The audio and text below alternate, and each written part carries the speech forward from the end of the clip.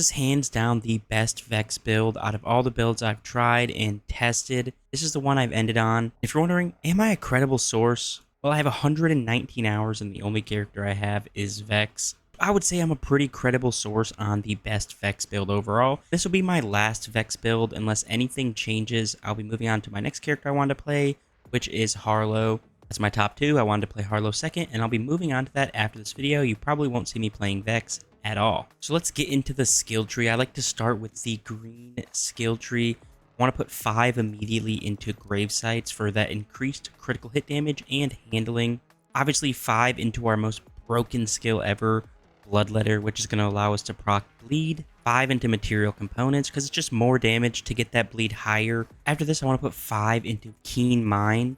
Higher critical hit chance, meaning without using the crit knife, if you don't have it, you can still get big bleeds going. 5 into Mortal Terror. And that's going to activate all your crit skills if you critically hit enemies. And if you have the knife, all of your damage is going to be critical hits, so that 5% isn't going to seem as small as it actually is. Then obviously we're going to run Incarnate, we're going to take Grave Harvest, and we're also going to take Vibe Check as our capstone. Grave Harvest is really good for mobbing, and if you run over them, you can get a ton of health and action skill duration increase, so you'll be in your action skill much longer. And then Vibe Check gives 3 charges to your Eldritch Blast, and it doubles the cooldown from it from gun damage, which you'll be doing an absurd amount of. We're not going to mess at all with the Dead Ringer tree. We're going to go straight to the blue tree, where I'll initially put 2 into Sanguine Friends, just so every time we get a kill, we can restore a little bit of health. 3 into Idle Hands for that reload speed at full health, because we're going to want to be shooting fast, because we're going to be one-shotting a lot of things. 5 into Cold Iron, because it's literally just gun damage. 5 into Portents of Suffering for status effect damage. Remember, bleed counts as status effect. And then with our last 15 points, we're going to go 5 into Prismatic Ichor for more bleed damage from status effect. With our final 4 skill points, I'm going to put them all into Keen Suffering. Status effect to have a chance to critical hit. Bleed damage is a status effect once again.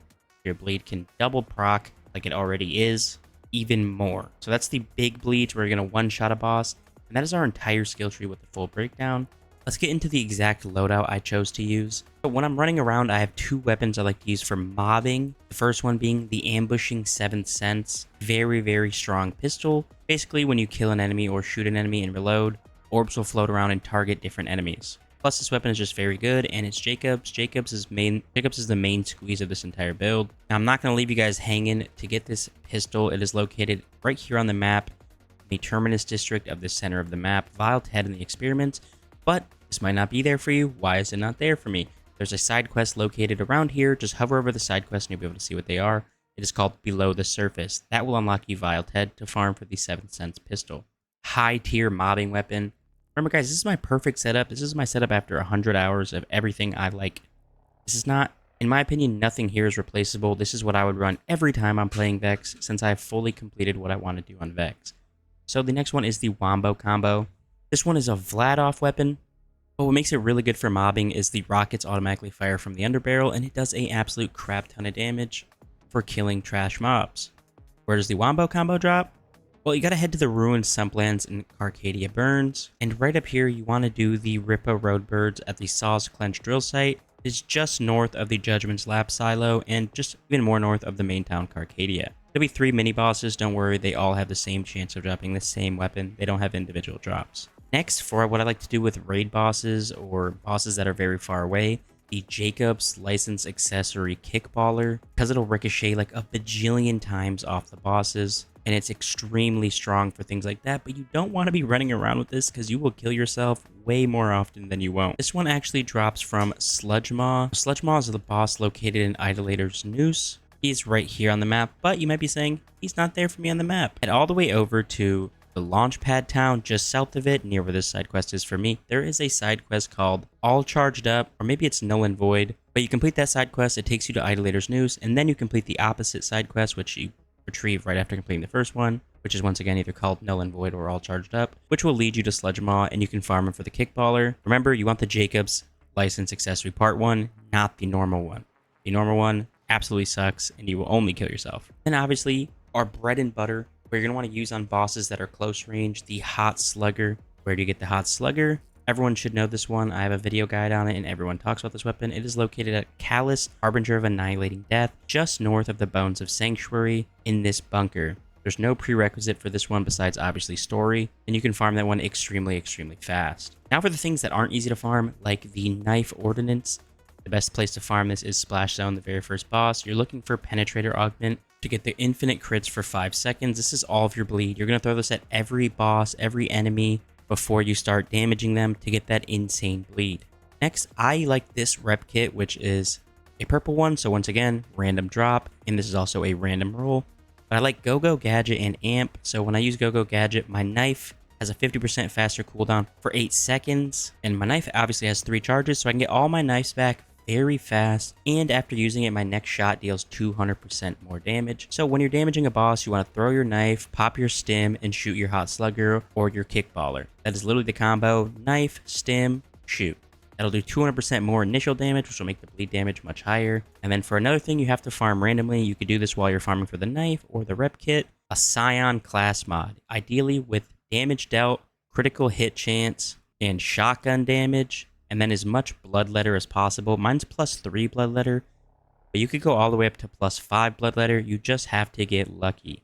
For my armor shield, it is very interchangeable. When I'm just running around killing enemies or doing drills, I'm using the fireworks. Be honest, when I'm fighting bosses, I like to use the Guardian Angel because it revives you from fight for your life, and if I accidentally die from my kickballer, I can be brought back to life without killing an enemy, because more often than not, if you're not careful with this kickballer, you'll go down and the boss will already be dead from bleed, so you need something to revive you.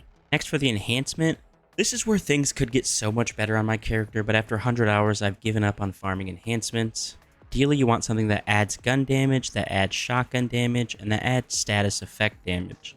But I haven't been able to get one of those, so this works for me for now. The splash damage works good for the kickballer, the ADS works good for the kickballer and the slugger, and the Vladoff license parts only really helps with the wombo combo. But like I said, it could get much better. I'm just not that guy when it comes to these things. As for my special enhancements, I'm trying to build into Airstrike mostly. Trick Shot really isn't that helpful. If I could get Airstrike up for even more splash damage on the kickballer, or you could actually build into Trick Shot, because I guess you would get all that ammo back from critical hits, and 50% chance when all your shots are critical hits is a lot of ammo right back into your magazine. Now, since I'm trying to show you this build and be the perfect guide, since I am done with Vex at this point, I'm going to show you exactly how to play all of the playstyles. So like I said, when I'm running around, I have this auto rifle out, but when I enter a boss, this is a close range boss, so we'll be using our hot slugger, pop my incarnate for the bonus damage, throw my throwing knife, and shotgun him, and then I just simply run away.